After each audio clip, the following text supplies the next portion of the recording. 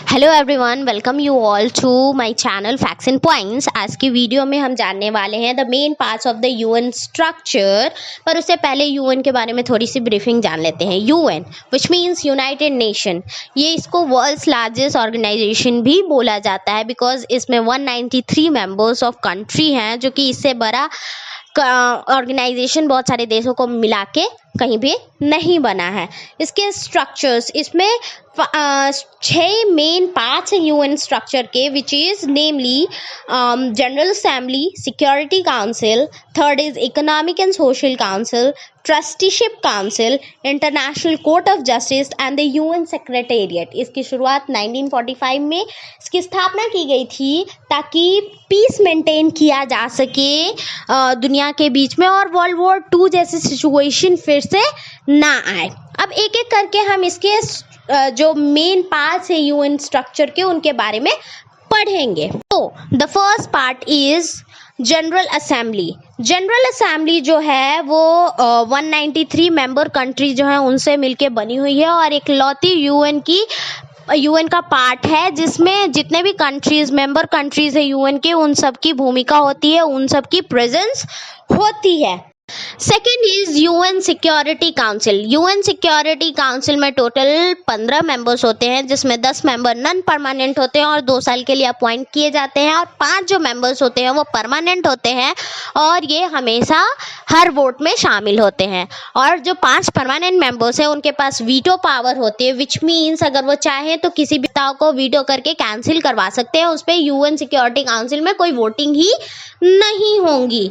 और UN charter में इनका काम ये होता है कि ये दुनिया के बीच में पीस को मेंटेन करके रखे।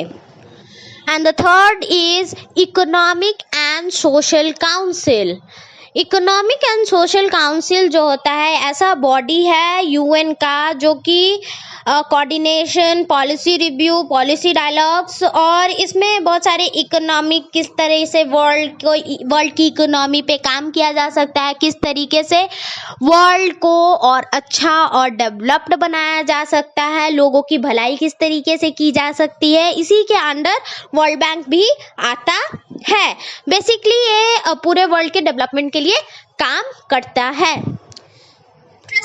काउंसिल जो है वो 1945 में स्टैब्लिश किया गया था यूएन चार्टर के अंदर, चैप्टर 13 में, जो कि इंटरनेशनल सुपरविजन प्रोवाइड करता है 11 ट्रस्ट टेरिटरीज के, जिसको प्लेस किया गया है 7 मेंबर स्टेट के अंदर, और इससे इंश्योर करता है कि स्टेप्स जो है वो अच्छी तरीके से मेजरमेंट स्टेप्स लिए जा रहे हैं सेल्फ गवर्नमेंट और इंडिपेंडेंस के लिए इन टेरिटरीज पर।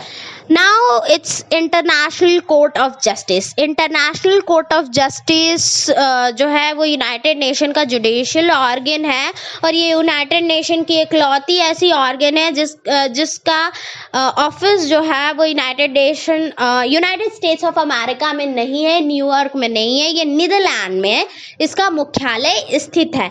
इंटरनेशनल कोर्ट ऑफ जस्टिस का ये काम होता है कि इंटरनेशनल क्राइम, क्योंकि किसी भी देश का जो हाईएस्ट कोर्ट होता है उस देश की बाउंड्री के अंदर तक सीमित होता है, तो इंटरनेशनल क्राइम अगर कोई हो रहा है तो उसकी सुनवाई करने के लिए इंटरनेशनल जजेस बैठते हैं इंटरनेशनल कोर्ट ऑफ जस्टिस में, जो कि जुडिशरी ऑर्गन है यूनाइटेड नेशन का।